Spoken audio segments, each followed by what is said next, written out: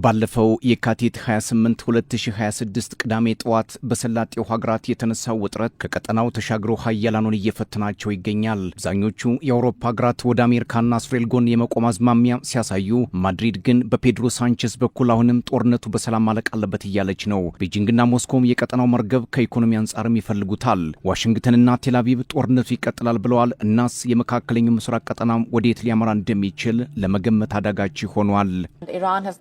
that Khamenei's son will succeed his father as the country's supreme leaders. በኢራን አሜሪካና እስራኤል መካከል እየቀጠለ በሚገኘው ጦርነት መሃል ኢራን ሶስተኛውን አያቶላ መርጣለች። በሺያ እስልምና አያቶላ ትልቅ መንፈሳዊ ማዕረግ እንደሆነም ይነገራል። ከዚህ ምርጫ በኋላ ግን የአሜሪካው ፕሬዝዳንት ዶናልድ ትራምፕ በአዲሱ የኢራን ሁለንተናዊ መሪ መመረጥ ደስተኛ ለመሆናቸውንም ተናግረዋል። ከዚህ በፊት እኔ በአያቶላው ምርጫ ላይ መሳተፍ አለብኝ ሲሉ መናገራቸው ይታወሳል። የኢራን ውጭ ጉዳይ ሚኒስትር ሰይድ አባስ አራግቺም በራሳችን ጉዳይ ማንም ሊመርጥልን አይችልም ሲሉ መልስ መስጠታቸው አይዘነጋም። እስራኤልም ተመራጩንና መራጩን ኢላማ አድርጋለሁ እያለች ብታስፈራራም ቴህራን ግን መሪዋን መርጣለች። እንደ ፖለቲከኞች ግምገማ አሁን ኢራን በዚህ ከባድ ጦርነት መሃል አያቶላህ መሰየሟ መንግስታዊ አወቃቀሯ በጥልቅ የተገነባ ስለመሆኑ አመላካች ነው ይላሉ። ሌሎች ደግሞ ቴህራን ከባድ ስጋት ውስጥ ወድቃለች ሲሉም ይሞግታሉ።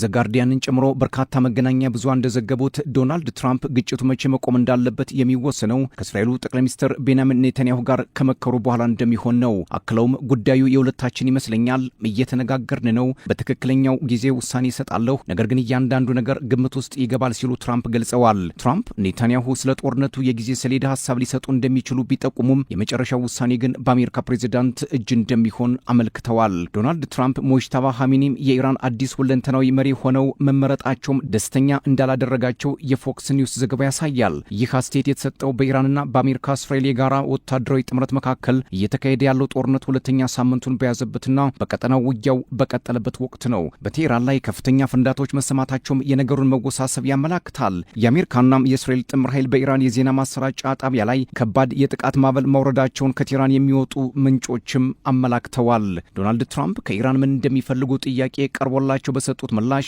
ያለምንም ቅድመ ሁኔታም እጅ መስጠት ሲሉ በድጋሚ ያረጋግጠዋል። ቴህራን ደግሞ እጅ መስጠት ክብርንና ታሪክን መስጠት መሆኑን ጠላቶቻችን ይወቁት ስትል ጠንካራ ምላሽ ሰጥታለች። ትራምፕ አክለውም ያለምንም ቅድመ ሁኔታ እጅ መስጠት ይህም ማለት እጃቸውን እስኪሰጡ ወይንም ከዚያ በላይ መዋጋት እስኪሳናቸው ድረስ ማለት ነው። እኛ አስቀድመን አመራሮቻቸውን ደጋግመን አጥፍተናል ሲሉ ገልጸዋል። ስለዚህ እያደረግን ያለነው ነገር ለሀገራችን ለእስራኤልና ለመካከለኛው ምስራቅ ብቻ ሳይሆን ለዓለምም ትልቅ ነገር ነው ብለዋል ዶናልድ ጄ ትራምፕ። ትራምፕ ይህ ጦርነት ሲያበቃም እጅግ በጣም አስተማማኝ የሆነ ዓለም ይኖረናል ሲሉም ተደምጠዋል። በሌላ በኩል የኢራን የውጭ ጉዳይ ሚኒስትር ሰይድ አባስ አራግቺም የተኩስ አቁም ጥሪዎችን ውድቅ ማድረጋቸው ተመላክቷል። ይህ የአባስ አራግቺ ንግግር የተሰማው የባህረ ሰላጤው ሀገራት በግጭቱ በከፍተኛ ሁኔታ እየተጎዱ ባሉበት ሰዓት ነው። ፕሬዚዳንት ማሱድ ፔዜሽኪያንም ጎረቤቶቻችን አናጠቃም ማለታቸው ቢታወስም የኢራን ጥቃት መቀጠሉ የሰላጤው ሀገራት ላይ ስጋት መደቀኑም እየተነገረ ነው።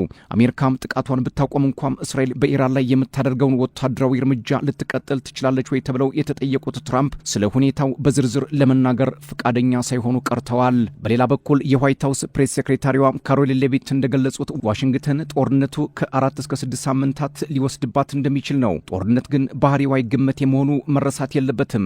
ማርኮ ሩቢዮ ብዙ ሳምንታት ኔታንያሁ ዓመት አይፈጅም ያሉት ጦርነት ዛሬም ቀጥሏል። ጊዜ ጦርነትን ይወስን እንደሆነ እንጂ ጦርነት ጊዜ ላይ ወስነው ይችላል ወይንም በሆነ ጊዜ የተጀመረ ጦርነት መቼ ጊዜ ላይ እንደሚቆም አይታወቅም። ፕሬዝዳንት ትራምፕ የእስራኤል ህልውና በከፊል በሳቸውና በኔታንያሁ መካከል ባለው አጋርነት ላይ የተመሰረተ መሆኑንም ከመናገር አልሸሸጉም። እስራኤልን ለማጥፋት የምትፈልገውን ሀገር ደምስሰናል፣ እኔ ባልኖር ኖሮ እስራኤልን ያጠፏት ነበር ሲሉ ተደምጠዋል። ክለውም ኔታንያሁ ባይኖር ኖሮ እስራኤል ዛሬ ባልነበረችም ሲሉ ተናግረዋል። ትራምፕ በኔታንያሁ ላይ የቀረቡትን የሙስናና የማጭበርበር ብሎም የእምነት ማጉደል ክሶችን ጨምሮ በእስራኤል የውስጥ ፖለቲካ ጉዳዮች ላይ አስተያየትም ሰጥተዋል። ትራምፕ የእስራኤሉ ፕሬዝዳንት ኢሳቅ ሄርዞግ ለኔታንያሁ ምሕረት እንዲያደርጉላቸው ያቀረቡትን ጥሪ በድጋሚ ማሰምተዋል። ለኔታንያሁ ያምረት በአስቸኳይ ሊሰጣቸው ይገባል። ሄርዞግ ይህንን ነገር ባለማድረጋቸው አስከፊ ነገር እያደረጉ እንደሆነ ይሰማኛል ብለዋል። ኔታንያሁ በጦርነቱ ላይ እንጂ በማይረባ የምረት ጉዳይ ላይ ጊዜያቸውን ማጥፋት የለባቸውም ብለዋል ትራምፕ። የፕሬዚዳንት ሄርዞግ ጽሕፈት ቤት ቀደም ሲል በሰጠው ምላሽ ፕሬዚዳንት ትራምፕ ለእስራኤል ደህንነት ላደረጉት አስተዋጽኦ ክብር እንዳላቸው ገልጾ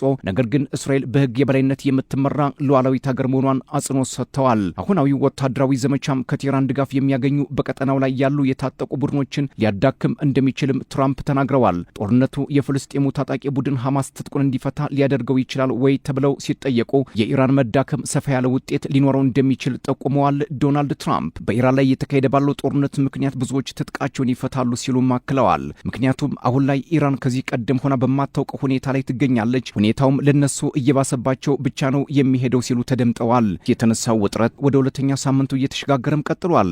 ዛሬም የመብረድ አዝማሚያ አልታየበትም። ቀጣይ እንዴት ሊቆም እንደሚችል ቅድመ ግምት ለመስጠትም አስቸጋሪ ሆኗል።